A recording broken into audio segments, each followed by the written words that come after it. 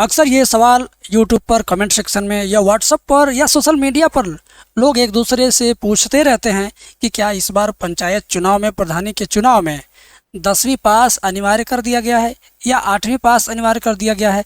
महिलाओं के लिए क्या योग्यता है, पुरुषों के लिए क्या योग्यता है। इसके अलावा बहुत सारे कैटेगरी के लोगों के लिए भी बहुत सारे सवाल सोशल मीडिया पर कंटिन्यूअस चले जा रहे हैं। तो आज के वीडियो के अंदर आपको इन सारे सवालों का जवाब मिलेगा, साथ में सटीक जानकारी भी मिलेगी कि कौन कौन से लोग इस बार पंचायत चुनाव यानी प्रधानी का चुनाव लड़ सकते हैं और कौन कौन से लोग उसके लिए पात्र नहीं हैं। पूरा कन्फ्यूजन जो आपका रहता है व्हाट्सएप से लेके फेसबुक और इंस्टाग्राम तक, ये सारा कन्फ्यूजन आज की वीडियो में दूर होगा।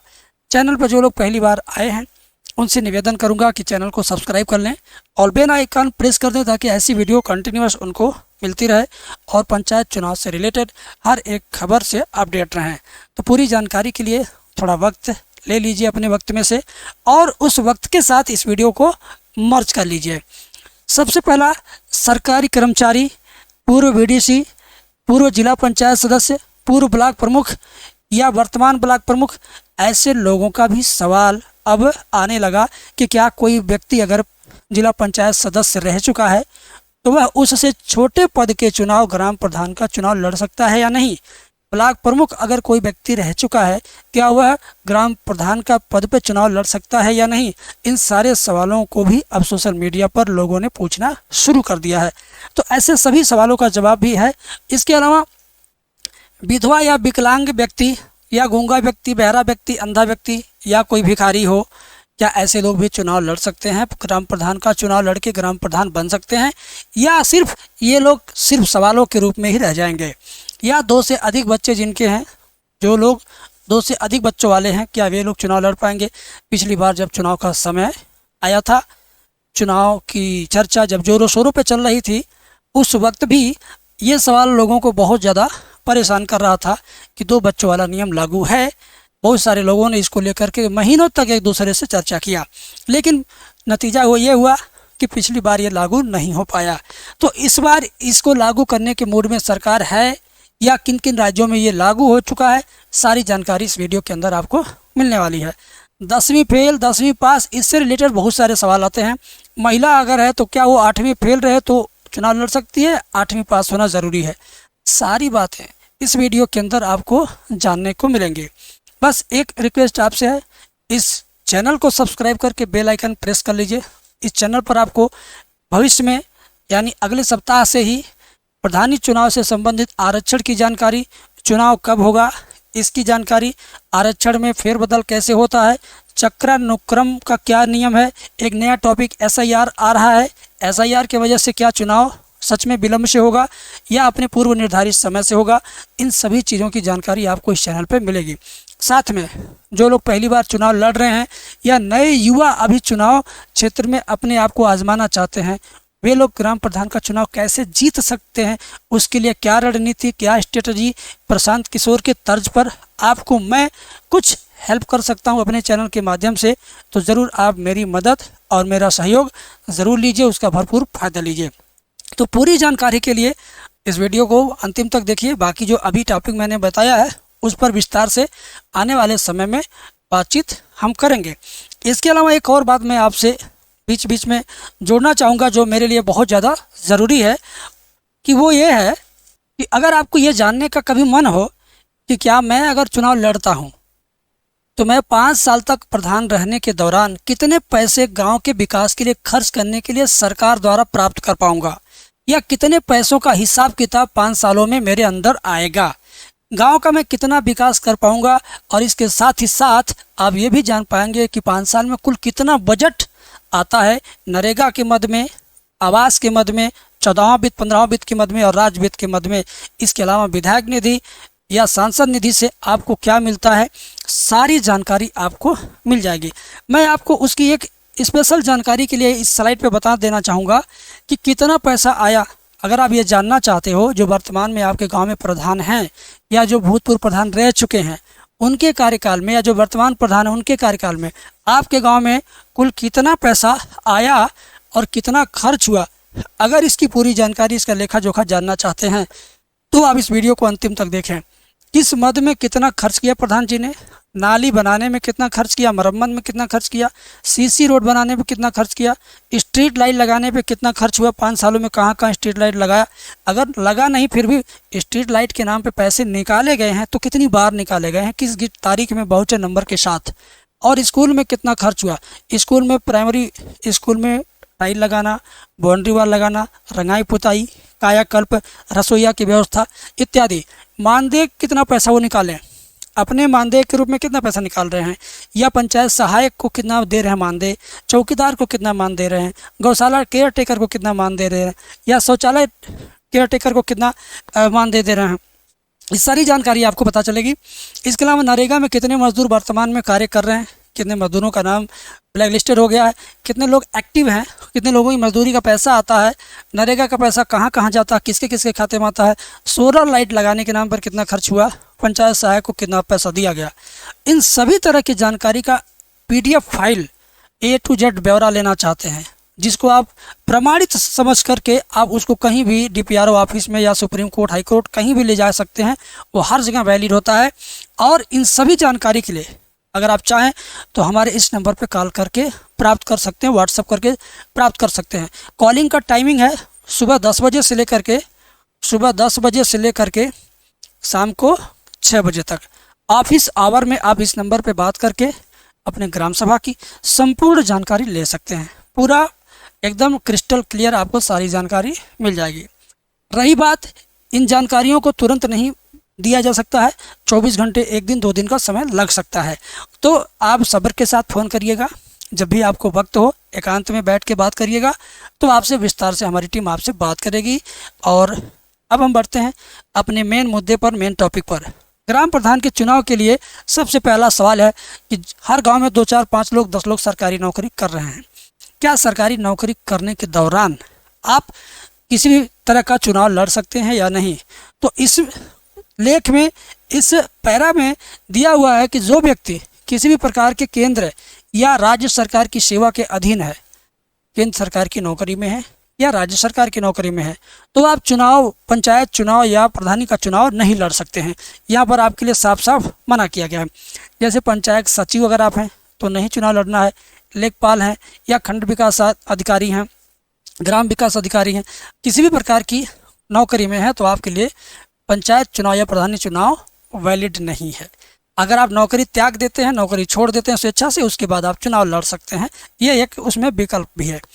दूसरी जानकारी के लिए आपको हम दूसरा स्लाइड पे लेके चलते हैं कि यदि कोई व्यक्ति भ्रष्टाचार या अविश्वास के लिए बर्खास्त है, जैसे कोई भी व्यक्ति किसी सरकारी कार्य में भ्रष्टाचार किया हुआ है, या कोई व्यक्ति सरकारी नौकरी कर रहा था, अब वो रिटायर हो गया तो चुनाव लड़ना चाह रहा है, लेकिन वह सरकारी नौकरी के दौरान किसी मामले में अगर भ्रष्टाचार में लिप्त था तो वह चुनाव नहीं लड़ सकता है। स्पष्ट रूप से यहाँ पर लिखा हुआ है, जिन्हें सरकारी सेवा या भ्रष्टाचार में सम्मिलित होने पर बर्खास्त किया गया हो वे 5 साल तक चुनाव नहीं लड़ सकते हैं। आप अगर चाहें तो उसकी कंप्लेन करके 5 साल की जगह आप 50 साल उसको चुनाव लड़ने से रोक सकते हैं। ये जानकारी थी आपके लिए स्पेशल।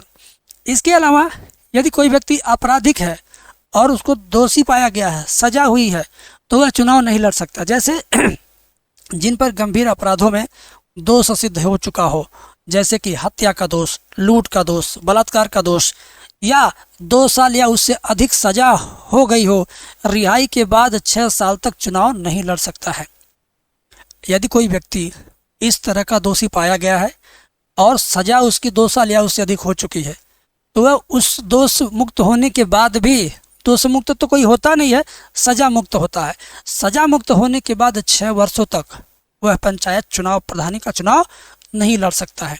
पूरी जानकारी के लिए पूरा वीडियो देखिएगा। आपके लिए काफ़ी रिसर्च के साथ इस वीडियो के साथ मैं उपलब्ध हूँ। आप इस वीडियो का पूरा रोचक आनंद लीजिए। सबसे मेन पॉइंट है जिसमें हमने कहा विकलांग, गूंगा, बहरा, अंधा, इस टाइप के लोगों के लिए यहाँ पर है मानसिक रूप से अस्वस्थ या बहरे गूंगे। जो लोग मानसिक रूप से अस्वस्थ हैं या गूंगे हैं, बहरे हैं, ऐसे लोग भी चुनाव नहीं लड़ सकते हैं। यदि किसी व्यक्ति को न्यायालय ने मानसिक रूप से अयोग्य घोषित किया हो या गूंगा हो, बहरा हो, पागल हो तो वह चुनाव नहीं लड़ सकता है। लेकिन यदि कोई व्यक्ति आपकी नज़र में पागल है, आपकी नज़र में गूंगा बहरा है, लेकिन किसी भी तरह का सर्टिफिकेट उसके पास नहीं है गूंगा बहरा पागल होने का, तो वह चुनाव लड़ सकता है। यानी उसके उम्मीदवारी को निरस्त करने के लिए उसके पास या आपके पास, अगर आप उसके विरोध में कंप्लेन करते हैं तो आप उसके पास वह सर्टिफिकेट ज़रूर आपके पास होना चाहिए, या उस व्यक्ति के पास होना चाहिए, या उसका रिकॉर्ड होना चाहिए गवर्नमेंट के पास कि यह व्यक्ति इतने से मानसिक रूप से पागल या असम्य या गूंगा बहरा या विकलांग घोषित किया गया है। इस तरह की जानकारी के लिए आपको मैंने इतना वक्त दिया। इस वक्त के लिए आप एक वीडियो लाइक कर दीजिए ताकि मेरा इससे हौसला अफजाई हो और मैं आपको इस तरह की रोचक जानकारी के साथ वीडियो लाकर देता रहूं। इसके अलावा यदि कोई व्यक्ति बैंक द्वारा दिवालिया घोषित हो चुका हो, बैंक द्वारा दिवालिया घोषित होने का मतलब हो कि कर्ज लेकर के कर्ज का पैसा न लौट आया हो और बैंक उसे दिवालिया घोषित कर दी हो। पूरी खबर के लिए समझिएगा। ऐसा व्यक्ति जो कर्ज या लोन के कारण दिवालिया घोषित हो चुका हो या किसी भी प्रकार की समिति या बिजली बिल का बकाया हो, यानी जिनका बिजली का बिल बकाया है, वे लोग भी चुनाव नहीं लड़ सकते हैं। तो बिजली का बिल जब तक निपटाएंगे नहीं तब तक चुनाव लड़ने के लिए आप अपने आप को अयोग्य मानें। अगर आपने किसी बैंक से लोन लिया था या बैंक के लोन के कर्जदार हैं आप, तो आप जब तक लोन की भरपाई नहीं कर देते हैं, बैंक आपको बीच में दिवालिया घोषित कर देगा, तो आप चुनाव नहीं लड़ सकते हैं। इसके अलावा पंचायत के ठेके या हिस्सा में लाभ लेने वाले, अगर कोई व्यक्ति उस ग्राम पंचायत या किसी भी ग्राम पंचायत का ठेका ले रहा हो या उस ठेकेदारी का हिस्सा हो, पार्टनर हो, तो फिर वह उसी ग्राम सभा का प्रधान नहीं बन सकता, क्योंकि प्रधान अगर रहेगा और वही ठेकेदार भी रहेगा तो प्रधान के नाम पर भी पैसे के गबन करेगा और उसी ग्राम सभा का ठेकेदार होने के नाते फिर वो ठेकेदार के रूप में भी पैसा गबन करेगा। कहने का मतलब भ्रष्टाचार 3 गुना स्पीड हो जाएगा उसी के एक ही व्यक्ति के द्वारा। तो 3 गुना स्पीड से भ्रष्टाचार न होने पाए, इस चीज़ को रोकने के लिए ये नियम लगाया गया है। इसके अलावा मेरे मित्रों, आज की वीडियो आपको बहुत ज़्यादा इन्फॉर्मेटिव लगेगी, इस बात का प्रमाण आज की वीडियो ही है। आप क्या सोचते हैं इस वीडियो के बारे में? आप किस टॉपिक पर वीडियो चाहते हैं? पंचायत चुनाव से रिलेटेड कौन सी जानकारी आपको परेशान कर रही है, उसको आप कमेंट में लिखें ताकि मैं उस पर रिसर्च करके आपके लिए सही जानकारी चैनल पर ला करके दे सकूं। चुनाव खर्च का हिसाब न देने वाले ऐसे उम्मीदवार जो अपने चुनाव खर्च का हिसाब नहीं देते हैं, तो उनकी भी उम्मीदवारी निरस्त हो सकती है। अगर प्रधान बन भी गए तो उनकी प्रधानी भी निरस्त हो सकती है, ऐसा भी नियम है। यदि कोई उम्मीदवार पहले चुनाव में खर्च का विवरण नहीं देता है तो उसे 3 साल के लिए अयोग्य घोषित किया जा सकता है। इस बात को ठीक से समझिएगा। अगर आप चुनाव लड़ रहे हैं, चुनाव में खर्च का विवरण नहीं देते हैं, खर्च का ब्यौरा नहीं देते हैं, तो उसके आगे की जो भी प्रक्रियाओं में आप सफल हुए होंगे उस सभी के लिए आपको 3 साल तक अयोग्य घोषित कर दिया जाएगा। इस बात को समझिएगा।